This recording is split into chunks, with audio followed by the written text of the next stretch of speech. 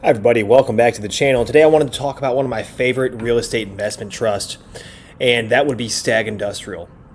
Now this ETF, or not the ETF, I've talked a lot about ETFs on my channel recently, but this real estate investment trust is one of my favorites for a few different reasons, and I'll get into some of those reasons in this video. If you guys want to check out one of the articles we wrote on STAG Industrial on dailyinvestmentadvice.com, you can do that through the link in the description. It's totally free. We do have a pro version if you want to support this channel for $7 per month, and that unlocks all of our watch list and everything else.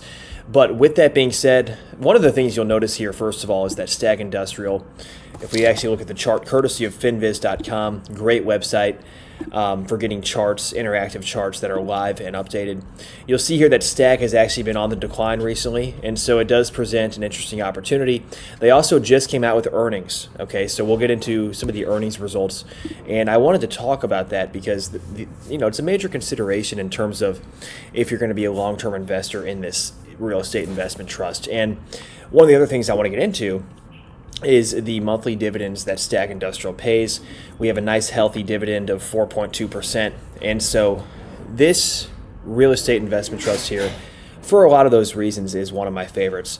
But with that being said, you'll see here once again, just going over the numbers, we can first look at the volatility, and you'll see that STAG Industrial is going to be slightly more volatile than, let's say, your S&P 500 index fund. So you'll see that through the beta, which is represented as 1.09.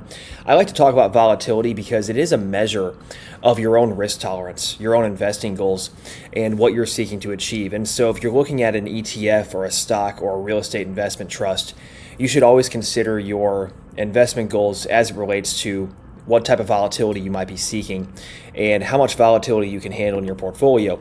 So we're looking at a real estate investment trust that's going to be slightly more volatile than, say, the S&P 500 based upon this beta. We come over here to the dividend yield. Now it says over the last trailing 12 months that the yield is 4.25%. They've paid out $1.47. 4.28 dividend is estimated. That's the analyst estimate for the upcoming dividend, essentially. And you'll see, according to NASDAQ, that we have an annual dividend of 1.479996. So we could really just round up to $1.48. And if we do that, we'll pull up a calculator here on Google and go over here. So let's say $1.48 divided by 12, since they pay on a monthly basis, and you're looking at dividends of just over 12 cents per share.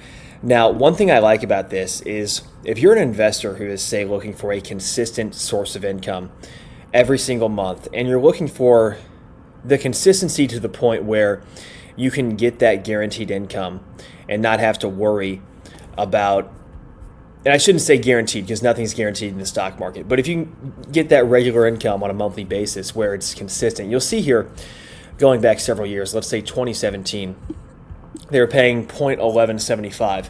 Now, you could argue that they're really not paying a huge amount more, but keep in mind this is also on a monthly basis, so it does accumulate.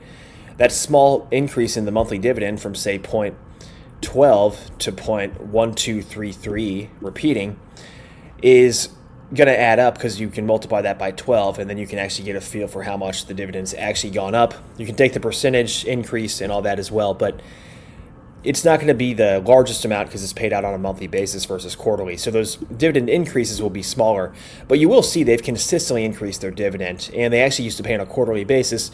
They switched over to paying monthly. It looks like sometime in 2014, going back here, actually 2013 they were paying monthly. So yeah, it looks like in 2013 they started paying monthly dividends, and they were paying 10 cents, so just over 10 years ago. And with inflation, obviously, you might be thinking like, hey, that's not the biggest increase from 10 cents to 12 cents per share every single month. But still, I mean, it's something, right? And so you're getting a consistent dividend that's going up over time.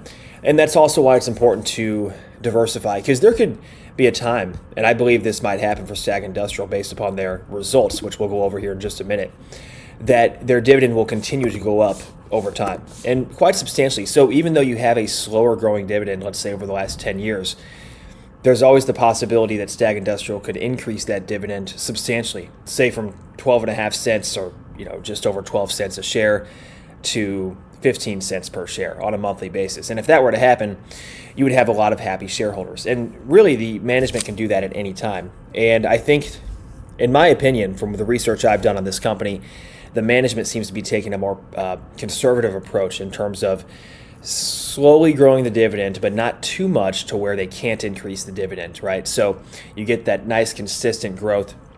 And that's what I love about this.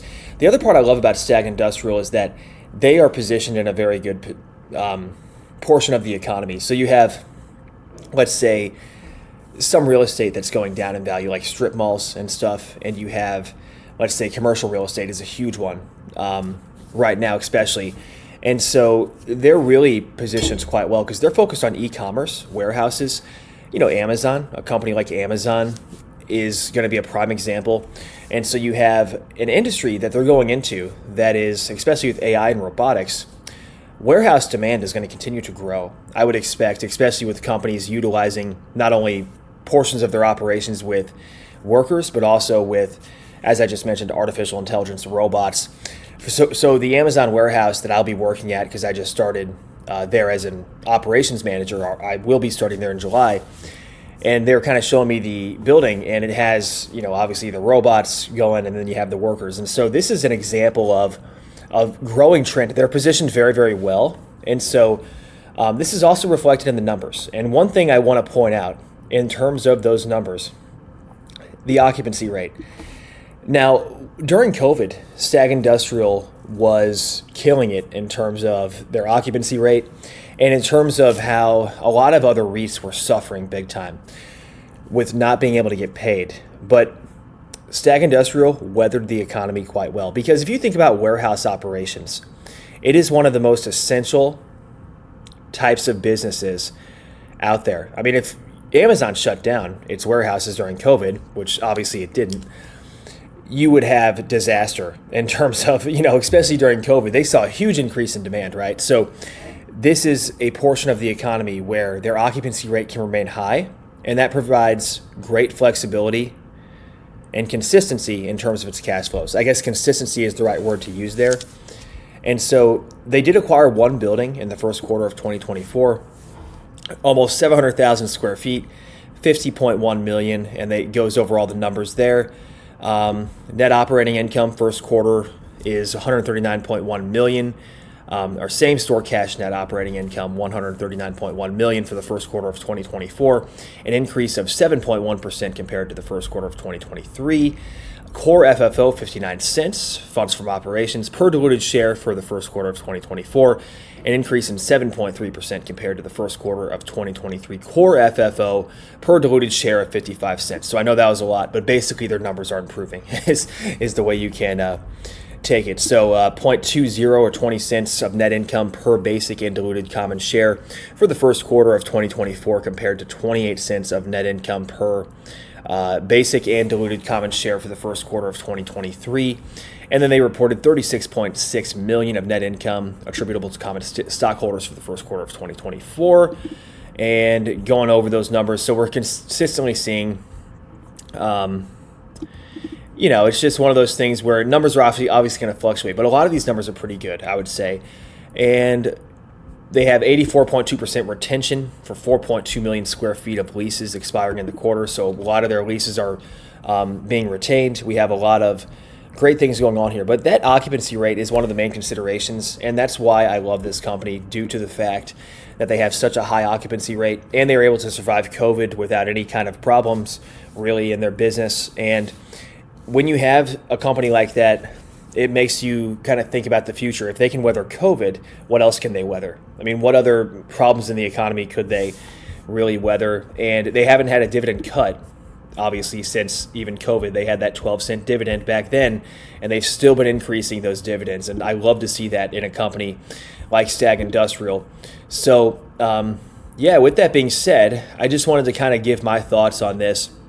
Once again, check out dailyinvestmentadvice.com. If you're interested, we have a lot of content. Come on over to recommendations, real estate investment trust. We have stuff on ETFs and whatnot, but we also have, this article that we wrote. So check it out, guys. Thanks so much for tuning in, and we'll see you guys in the next video. Take care.